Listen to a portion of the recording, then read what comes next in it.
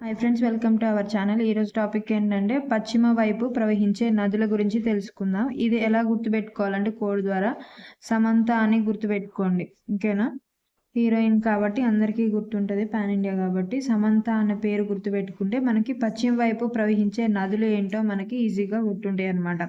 SA అంటే సబర్మతి, మా అంటే ఎంఏ అంటే మహి, ఎన్ అంటే నర్మదా, టీ అంటే తపతి. ఇవేంటి ఏ వైపున ప్రవహిస్తూ ఉంటాయంటే ఈ నదులు పశ్చిమ వైపుగా ప్రవహించే నదులు ఏంటి మనకి సబర్మతి, మహి, నర్మదా, తపతి.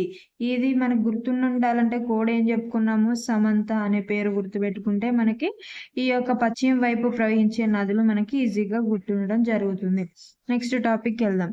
ఇండియన్ జాగ్రఫీ నుంచి భూ పరివేష్టిత రాష్ట్రాలను గురించి తెలుసుకుందాం. భూ పరివేష్టిత రాష్ట్రాలు, దీని కూడా వచ్చేసి ఏంటి, తేజ సీఎం కోసం హర్యానా వెళ్ళాడు. తేజ సీఎం కోసం హర్యానా వెళ్ళాడు.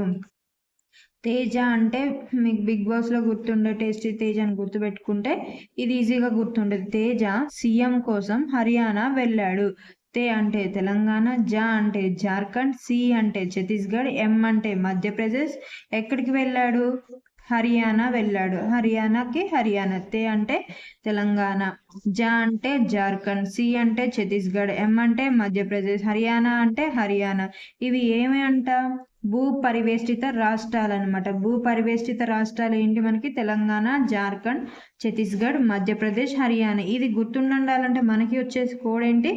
తేజ సీఎం కోసం హర్యానా వెళ్ళాడు. ఇది మనకి కోడ్ అనమాట. తేజ సీఎం కోసం హర్యానా వెళ్ళాడు. Thank you for watching.